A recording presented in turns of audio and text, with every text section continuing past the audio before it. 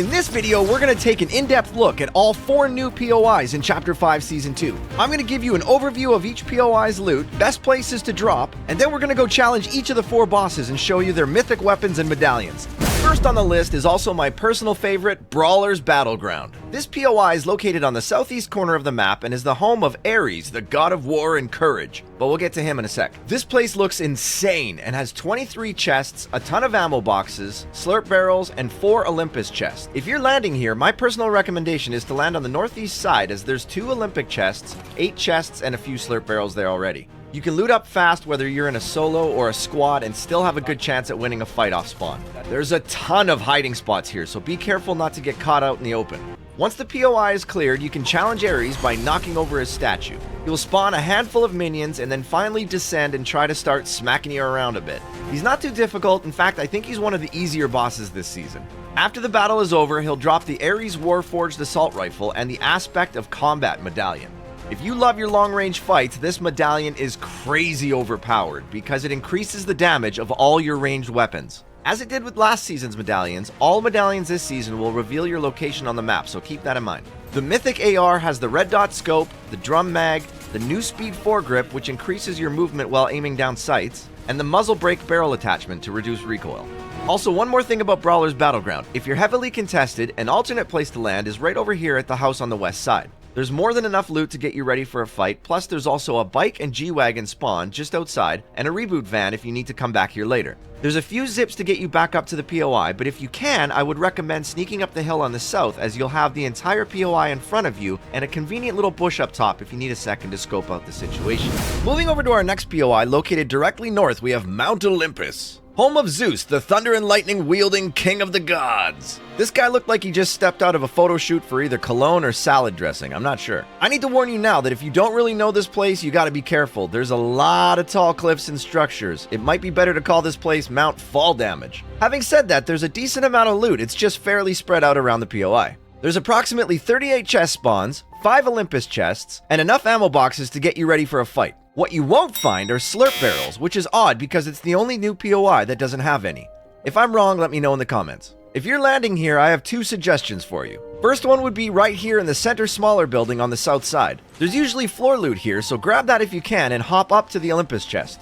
Then you can run out of the side door into this library where there's another Olympus chest and more loot. Then run outside to the left and up the stairs to the next building. You can run and hop up through the archway to the next level so you can get a little better of a view while you look for a fight. As you travel from building to building, just keep an eye on the mountain for snipers. The second place I would recommend to land is the north building. Mansell through the window and drop down to the Olympus chest, and then go up the stairs and loot up counterclockwise around the top floor as there's 2 more chests up there. You can also look out over the POI from all directions and start picking fights off spawn.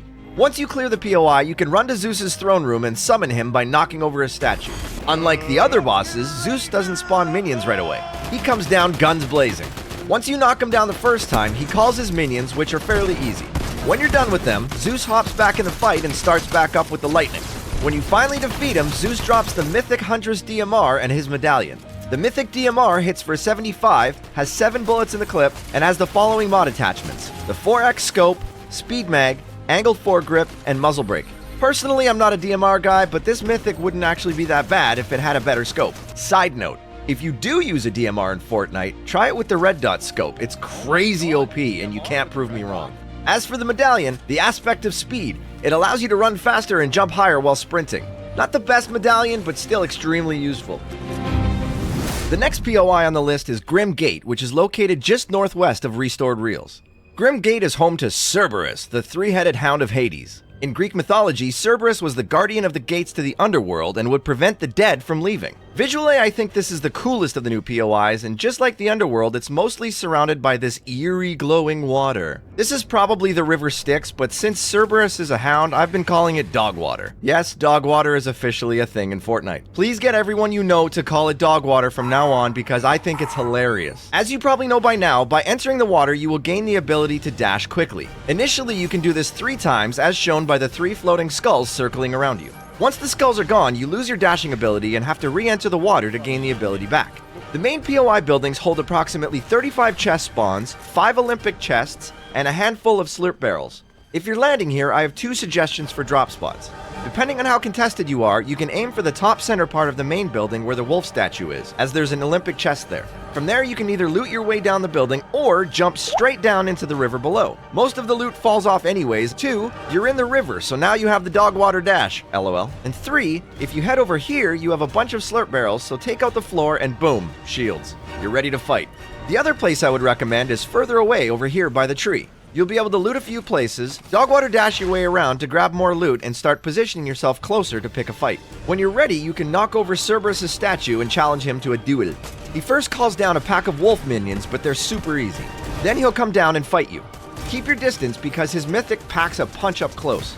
Once Cerberus is defeated, he'll drop his mythic gatekeeper shotgun and the medallion of agility. The shotgun is crazy powerful and has the speed mag for quicker reloading, the speed grip for faster movement while aiming down sights, and the muzzle brake to reduce recoil. Not bad at all. But his medallion is the real gem here. When you have it, you'll gain charges of the dash effect over time. Basically unlimited dog water dash. You can get into some crazy fights with this thing. Your enemy will have a hard time tracking you if you learn how to use this well. Awesome.